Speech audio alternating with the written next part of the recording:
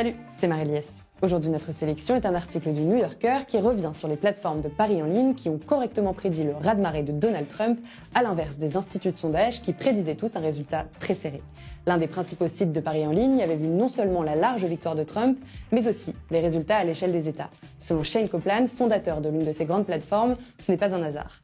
Quand on met son argent en jeu, on réfléchit mieux. Alors les paris en ligne vont-ils remplacer les sondages? On fait le point en 2 minutes.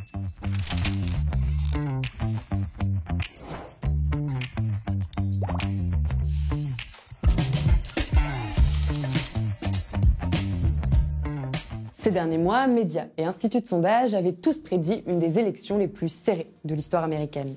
Pourtant, la réalité est tout autre. Donald Trump a largement gagné face à Kamala Harris.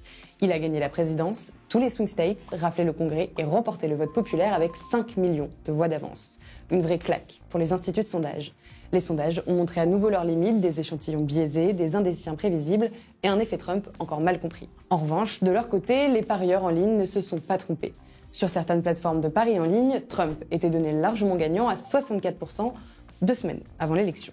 Alors pourquoi? Parce que ces plateformes en fait fonctionnent différemment. Elles ne se basent pas sur des opinions mais sur des réflexions sérieuses, sanctionnées par de l'argent réel. À la fin, c'est la somme d'argent totale misée sur tel ou tel candidat qui fait la différence.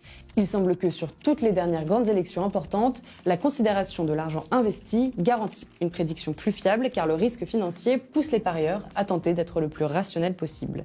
C'est cependant moins valable pour les petites élections. Entre 2016 et 2022, selon Washington Examiner, les sites de paris ont suivi plus de 800 élections américaines et les résultats n'étaient corrects que dans 75% des cas. Les paris ne sont donc pas fiables à 100%. Plusieurs autres facteurs peuvent créer de l'incertitude. D'abord, le fait que certains sites soient illégaux aux États-Unis et permettent des paris en crypto-monnaie, attirant par là une population très particulière et pas représentative du tout de la société. Et également le goût du risque de certains gros joueurs qui peuvent également faire gonfler la cote d'un candidat. Selon Le Figaro, un parieur français dont le pseudonyme est Freddy 9999 a misé gros et empoché 48 millions de dollars en pariant sur une victoire de Trump. Pour en savoir plus, rendez-vous sur notre site internet et inscrivez-vous gratuitement à notre newsletter.